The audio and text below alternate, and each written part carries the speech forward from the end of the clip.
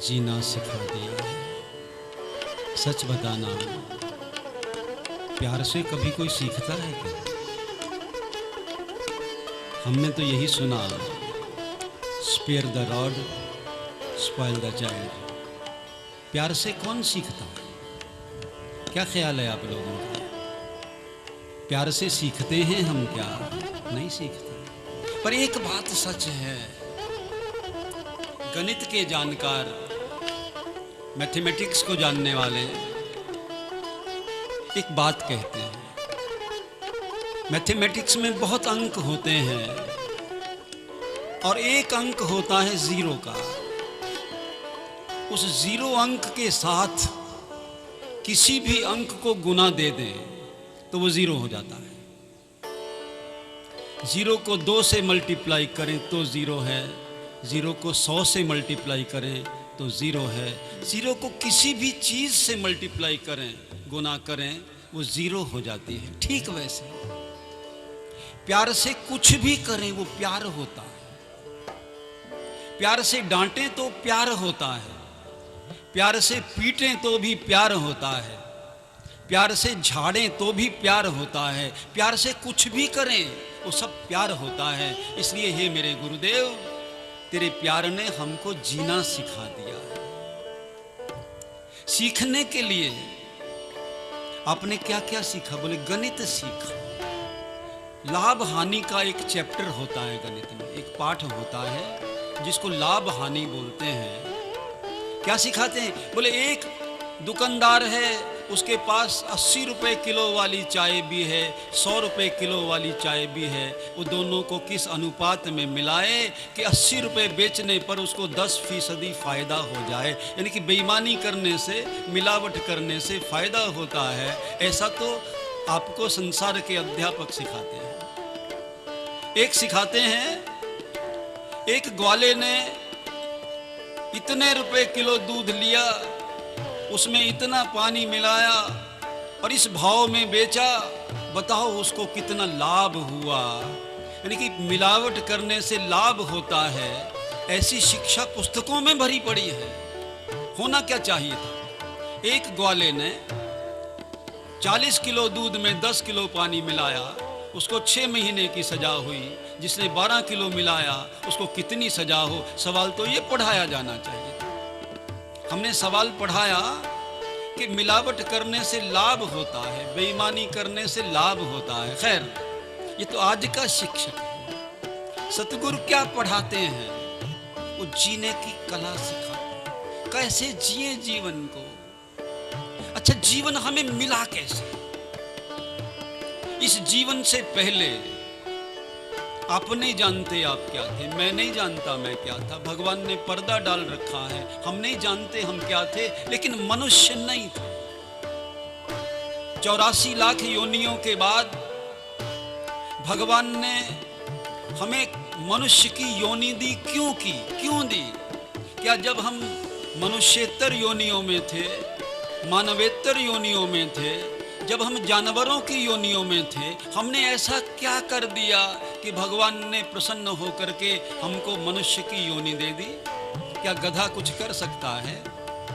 क्या और भी कोई जीव हाँ, संत की कृपा हो जाए, किसी ज्ञानदेव की कृपा हो जाए तो भैंस भी वेद मंत्र पढ़ने लगे तो बात अलग हो सकती है। पर सच्ची बात तो ये है कि मनुष्य के अतिरिक्त जितनी भी योनियां हैं वो भोग की योनियां हैं। अपने किए हुए कर्मों को भोगने के लिए मनुष्य मानवेतर योनियों में जाता है या आता है, यानी कि भोग की योनियां हैं, वो कर्म की योनियां नहीं हैं। तो उन 84 लाख योनियों में हमने ऐसा क्या कर दिया जो हमें मनुष्य की योनि प्राप्त हो गई? कौन सा कारण बना? प्रत्येक कार्य एक नियम है, प्रत्येक कार्य के पीछे एक कारण होता है, प्रत्येक कार्य के पीछे एक निमित्त होता है। कोई कारण होता है तो कार्य होता है, बिना कारण के कार्य हो नहीं सकता है। तो कौन सी ऐसी हरकत, कौन सा ऐसा दान पुण्य, कौन सा ऐसा नाम का सिमरन, कौन सा ऐसा सत्संग हमने मनुष्येतर योनियों में किया? हाँ, कहीं कहीं उदाहरण है, जटायु जी का है, जामवंत जी का है, स्वयं गुरुदेव भगवान का है। मानवेतर योनियों में रहते हुए यही शरीर रति राम सो, शरीर की परवाह नहीं है, वो वानर का है, वो रीछ का है, वो गीध का है, किसका शरीर है वो उदाहरण छोड़ दें तो ऐसी कौन सी घटना घटी, ऐसी कौन सी रचना रची कि हमें परमात्मा ने मनुष्य का चोला दिया? गोस्वामी जी कहते कोई कारण नहीं है। सारी दुनिया में और मेरे राम में केवल एक अंतर है, दुनिया कृपा करती है। आप किसी की बहुत सेवा करो वो आप पर कृपा करेगा, आप किसी को बहुत कुछ दे दो वो आप पर कृपा करेगा, आप किसी के लिए बहुत कुछ नियामतें ढूंढ करके उसको दे दो, उसके लिए अपनी जान लुटा दो, हो सकता है न करे लेकिन कर भी सकता है। सारी दुनिया तुम कुछ करते हो उसके बदले में कुछ करती है, पर एक ऐसी सत्ता है जो बिना कुछ किए बिन कारण कृपाल रघुराई। मेरे राम तो बिना कारण के कृपालु हैं, कोई कारण नहीं, इसलिए कृपा करके दया करके हम पे रीझ करके प्यार के वशीभूत हो करके कबहू करी करुणा, कभी करुणा करके दया करके कबहू करी करुणा नर देही ईश देत। सतगुरु तुम्हारे प्यार ने, ये प्यार परमात्मा के प्यार से हमें मनुष्य की योनि मिली, केवल एक मात्र कारण है। कोई पुण्य, कोई दान, कोई पुण्य, कोई कर्म, कोई योग, कोई यज्ञ जप तप व्रत, कोई कारण नहीं हो सकता। कुत्ता जप कर सकता नहीं कर सकता, गधा कर सकता है, गाय कर सकती है नहीं कर सकते, पर इस कुछ न करने के बावजूद परमात्मा ने हमको मनुष्य की योनि दी है। कबहू कभी कभी करी करुणा नर देही देत ईश। वह परमात्मा देता है, क्यों देता है? देत ईश बिन हेतु स्नेही, केवल अपने प्यार के वशीभूत हो करके वह परमात्मा ने उसके प्यार के कारण से हमें शरीर मिला है। और शरीर किसका कारण बने? हर चीज किसी के लिए कारण है, किसी के लिए परिणाम है। करुणा कारण हुआ, शरीर हमारा परिणाम हुआ। अब शरीर जो परिणाम है वे हमारे भवतरण का कारण बन जाए। हमारे पुनरपि जन्म पुनरपि मरणम पुनरपि जननी जठरे शयनम, जो आत्मा कष्टों को भोग रही है उससे निकलने का यह मार्ग बन जाए, कौन बताएगा? जिस महापुरुष का जन्मोत्सव गुरु पूर्णिमा के रूप में आप मनाने जा रहे हैं, महर्षि व्यास देव, उनका पूरा नाम है, जानते क्या नाम है? महर्षि व्यास। आज मैं बैठ करके यहाँ बोलता हूँ तो लोग क्या कहते हैं? बोले कौन बोल रहे हैं? बोले व्यासासन पर बैठ करके, व्यास पीठ पर बैठ करके, व्यास की गादी पर बैठ करके भैया जी बोल रहे हैं। जो कुछ दुनिया बोलती है, जो कुछ भी दुनिया बोलती है, कोई संत महंत कथावाचक भजनीक जो कुछ भी बोलते हैं, वो सारा विकास, वो सारी गाथा, वो सारी कहानी व्यास का उच्छिष्ट है। जो व्यास ने लिखा है उस व्यास से ले करके, उस व्यास से जान करके, उस व्यास से ग्रहण करके सब बोलते हैं, सब व्यास का उच्छिष्ट बोलते हैं। उस व्यास का नाम क्या है? जिसके नाम से गद्दी चल रही, जिसके नाम से पूजा चल रही, जिसके नाम से ये पूर्णिमा चल रही, उस व्यास का नाम है भगवान कृष्ण द्वैपायन व्यास। उनका नाम है भगवान कृष्ण द्वैपायन। पर व्यास क्यों कहे जाते? मैंने आपसे कहा कि प्रभु की करुणा के परिणाम स्वरूप, प्रभु की दया के परिणाम स्वरूप, प्रभु के प्रेम के परिणाम स्वरूप हमें शरीर मिला। शरीर के परिणाम स्वरूप हम क्या पा जाएं? ऐसा जो हम अन्य योनियों में नहीं कर सके, अन्य रूपों में नहीं कर सके, अन्य स्थानों पे नहीं कर सके, ऐसा हमें क्या करना चाहिए और कौन बताएगा हमें? भगवान कृष्ण द्वैपायन, उनका नाम पड़ा व्यास। बात को समझाने के दो तरीके होते हैं। अच्छा, ज्ञान जो है और पूरा नाम है इनका भगवान वेदव्यास।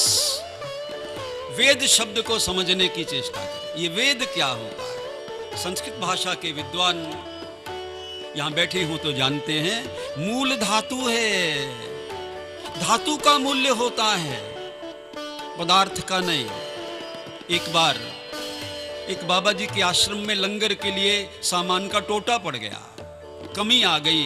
तो बाबा जी ने सोचा मैं गणेश की मूर्ति बेच देता, ताकि संगत को लंगर मिलता रहे। मैं गणेश जी की मूर्ति बेच देता हूं। बेचने गए सुनार के पास। सुनार ने नाप तोल लगाया। लगाने के बाद बाबा जी को बताया कि बाबा जी, चूहा 5,000 का और गणेश जी 2,500 के।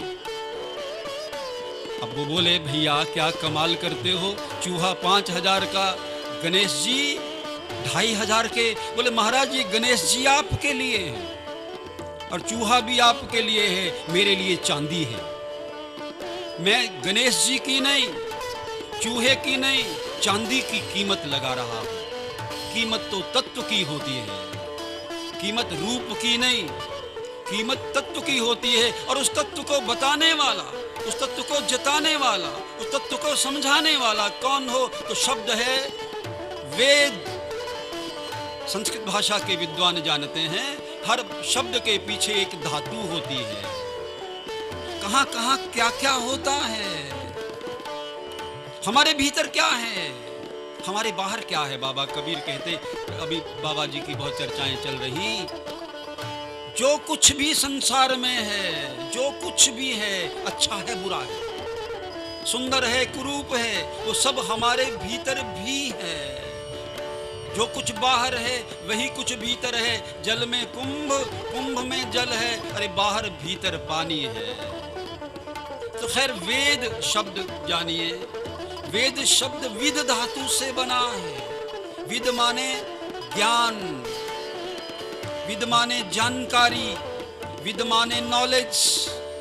विद से वेद बना है, विद से ही विद्वान बना है, विद से ही विद्या बना है। यानी ज्ञान सूचक जितने शब्द हैं वो विद धातु से बने हैं। और विद का मतलब है ज्ञान। विद से बना वेद और भगवान का नाम है वेदव्यास। वेद 4 होते हैं, आप कहेंगे वेद 4 होते हैं, 4 नहीं होते। वेद एक होता है केवल। जैसे परमात्मा एक है वैसे वेद भी एक है, ऐसे सत्य भी एक है। आपने कहा सतगुरु, सतनाम, सत्संग, सचखंड, उसमें जो सत है, जो सत शब्द सबके साथ जुड़ा है वह एक है। तो वेद भी एक है। उस वेद का विभाजन कर दिया वेदव्यास ने, उसको 1 से 4 बना दिया समझने के लिए, हम समझ जाएं उस ज्ञान को। वेद की जो ऋचाएं हैं वो ऋग्वेद में हैं। वेद के वो मंत्र जो गाए जाते हैं वो सामवेद में हैं। वेद की जो ऋचाएं यज्ञ में प्रयुक्त होती हैं वह यजुर्वेद में हैं। और जिनमें वैदिक उपचार हैं, दवाइयाँ हैं, टोने हैं, टोटके हैं, ऐसा वेद अथर्ववेद है। तो 4 वेद ज्ञान को 4 भागों में बांट दिया। ज्ञान बांटा नहीं जा सकता। सुविधा के लिए जैसे आप आनंद उठाते हैं, कुछ पढ़ करके उठाते हैं, कुछ देख करके उठाते हैं, कुछ चख करके उठाते हैं, कुछ सूंघ करके उठाते हैं, तो आनंद को आप उठाते हैं। आनंद के विभाजन नहीं किए जा सकते, पर जिस इंद्रिय से आप ज्ञान का आनंद लेते हैं, उस इंद्रिय के कारण से उस आनंद के विभिन्न रूप हो जाते हैं। जैसे जिन ग्रंथों का पारायण श्रवण करके आप उठाते हैं, कथा सुनी बहुत आनंद आया, हम कहेंगे ये श्रव्य काव्य है, सुन करके आनंद आया। नाटक आपने देखा तो देख करके आनंद आया, वो दृश्य काव्य है। जिसको खा करके आनंद आया वो स्वाद है, जिसको सूंघ करके आनंद आया वो सुगंध है। आनंद एक है, उसके पाने के अनेक रास्ते हो सकते हैं, उस रास्ते के कारण से उसका नामकरण हो जाता है। तो 4 वेद और चारों वेदों को समझाने की 2 शैलियां, 2 तरीके। बात कैसे समझाई जाती है, कैसे समझते हैं आप? कुछ बात से समझ जाते, कईयों को हाथ से समझाना पड़ता है। गुरुदेव हाथ का प्रयोग भी करते हैं। हमने एक बार पूछा कि शिष्य को कैसा होना चाहिए, बोले गुरुमुख होना चाहिए, शिष्य का मुख गुरु की ओर होना चाहिए। अब पीठ करके बैठ जाओ हमारी तरफ, कैसे सीखोगे? उपदेश हो रहा है तो आप सुन रहे हैं, मुख हमारी तरफ किया हुआ है, इसलिए पंजाबी भाषा में एक बड़ा सुंदर शब्द प्रयोग आया शिष्य के लिए, गुरुमुख। और जो गुरु की बात नहीं सुने उसके लिए बोले मनमुख, उसका मुंह जो है पीछे को है, अपने मन की ओर है, वो गुरुमुख नहीं है, वो तो मनमुख है। तो खैर समझाने के अनेक तरीके हो सकते हैं, पर 2 तरीके बड़े मुख्य हैं समझाने के। एक तरीका है समझदारों को समझाने का, जो बहुत समझदार हैं, जो पढ़े लिखे हैं, जिनको बहुत ज्ञान है, उनको समझाने के लिए जिस शैली का प्रयोग होता है, जिस तरीके का प्रयोग होता है, उस शैली को हम समास कहते हैं। बहुत बड़ी बात को बहुत सरल भाषा में करने की बजाय एक सूत्र में बता दी। कितनी बड़ी कर्म की फिलॉसफी को, कर्म के दर्शन को, जिसको भगवान कृष्ण ने गीता में अर्जुन को 700 श्लोकों में समझाया, बाबा नानक ने एक शब्द में कह दिया, किरत करो। समझदारों को समझाने के लिए जिस शैली का प्रयोग होता है, और क्या करो, बोले किरत करो, और क्या करो, बोले नाम जपो, बोले और क्या करो, बोले फिर वंड छको। 3 काम करो, यानी कि बहुत बड़ी बात को बहुत सहज में कह दिया, सूत्र में कह दिया। समझदारों को सूत्र में समझाया जाता है, उसको, उस शैली को हम समास की शैली कहते हैं। और कुछ लोगों को जिनको बात समझ में आती ही ना हो, कैसे समझाएं? एक बार समझा दिया, भैया आत्मा अमर है, समझ गई बात, नहीं समझ में आती, बार बार पूछते हैं समझ में आ गई, अर्जुन कहता है नहीं आई। जिनको समझ नहीं आता है, जिनको बार बार समझाना पड़ता है, एक के बाद एक, एक के बाद एक तरीके से, दूसरे तरीके से, ये सांख्य योग के माध्यम से, ये कर्म योग के माध्यम से, ये भक्ति योग के माध्यम से, ये फलां योग के माध्यम से, जब समझ में नहीं आता, जब ऐसे समझाना पड़ता है तो उस शैली को हम व्यास शैली कहते हैं। व्यास माने संक्षेप में जो कुछ है उसको विस्तार से समझा देना। जब वेद लोगों को समझ में नहीं आए तो लोग जंगलों में चले गए, अरण्य ग्रंथों की रचना हुई। गंभीर बात आपसे कर रहे हैं। गुरु पूर्णिमा से गुरु मास का आरंभ होने जा रहा है। रक्षाबंधन के मास तक ये पूरा महीना जो क्या है, ये तो गुरु का महीना है। पूर्णिमा सिर्फ आज वाली पूर्णिमा नहीं, सारी की सारी जितनी पूर्णिमाएं होती हैं वो गुरु के लिए होती हैं, और जितनी अमावस्याएं होती हैं वो पितरों के लिए होती हैं, अपने पूर्वजों के लिए होती हैं। पूर्वजों की वजह से हमारा वजूद है। हमारे दादाजी थे तो पिताजी थे, पिताजी थे तो हम हैं तो हमारे बच्चे हैं, और हमारे बच्चे हैं तो हमारे पोते होंगे। यानी कि पूर्वजों की वजह से हमारा वजूद है, इसलिए वो सम्माननीय है। और गुरु की वजह से वजूद नहीं, जीवन है हमारा। जीवन की राह भुल्ले मार्ग जिन्हें बताया, ऐसा गुरु वड भागी पाया। उस गुरु की पूर्णिमा से प्रारंभ हो करके, आज गुरु की पूर्णिमा से शुरू हो करके, वो सत्य नाम क्या है, सतगुरु क्या है, सचखंड क्या है, सत्संग क्या है, इसके बदले में मिलेगा क्या? भगवान की करुणा के बदले में हमको मिला मनुष्य का जीवन। और जीवन को हम कैसे जिए? हमें भगवान की कृपा से मनुष्य का जन्म मिला, और किसकी कृपा से हमको जीवन मिलेगा, और किसकी कृपा से जीवन संवरेगा, किसकी कृपा से जीवन सुधरेगा? जिसकी कृपा से जीवन सुधरेगा, जिसकी कृपा से जीवन बदलेगा, जिसकी कृपा से जीवन सही दिशा में चलेगा, उस व्यक्ति का, उस तत्व का कीमत तो तत्व की है। उस तत्व का नाम है सतगुरु। उसमें दो शब्द जुड़े हैं, सत्य क्या है और गुरु क्या है। अगली बार आप पाएंगे, इन्हीं शब्दों को लेकर के आगे चलेंगे। सत्य क्या होता है, सच क्या होता है? सच बोलने पर निषेध होता है। आपको मैं बताऊं, सच कड़वा होता है, बड़ा औखा होता है सच सुनना, बड़ा औखा होता है सच कहना, और सच कह करके बचना और भी औखा हो जाता है। आप सच कह के तो देखो, किसी को आपको डांग मारेगा, और झूठ बोल दो। हम बहुत झूठ बोलते हैं। कोई संत बाबा हमारे यहाँ आ जाते हैं तो उनको कहें, वाह संत जी बहुत अच्छे, आप तो बड़े महान हो, बड़े धन्य हो। युग पुरुष स्वामी परमानंद जी महाराज से एक बार हमारी चर्चा हुई, वो कहने लगे ये सारे झूठ बोलते हैं, इनको संत अच्छे नहीं लगते। अच्छे लगते तो अपने बच्चों को संत बनाते। अच्छे लगते हमें डॉक्टर, अच्छे लगते इंजीनियर, अच्छे लगते सीए, अच्छे लगते और बड़े बड़े ओहदेदार, बड़े पदवीदार, तो अच्छे लगते हमें मंत्री। हम अपने बच्चों को, भाई अगर हमें संत अच्छे लगते तो हम अपने बच्चों को संत नहीं बनाते। और बन जाएं अगर, तो फिर रोते हैं और कोशिश करते हैं कि मेरा तो नहीं, मेरा पड़ोसियों का मुंडा भी संत ना बन जाए। क्योंकि अगर पड़ोसियों का मुंडा संत बन गया तो साडे मुंडे नू भी पुट देगा, साडे मुंडे नू भी खराब करेगा। भगत सिंह बहुत अच्छा है, पर हमारा बेटा भगत सिंह नहीं बनना चाहिए, पड़ोसियों का भी नहीं, क्योंकि पड़ोसियों का बन जाएगा हमारे बच्चे को भी राजगुरु या सुखदेव बना लेगा, मुश्किल पड़ जाएगी। तो सच क्या है, सच कहना चाहिए कि नहीं चाहिए? शास्त्र क्या कहता है? सत्य क्या है? सतनाम में भी सत्य है, सतगुरु में भी सत्य है, सचखंड में भी सत्य है, सत्संग में भी सत्य है। आओ इसकी चर्चा अगली बार करेंगे।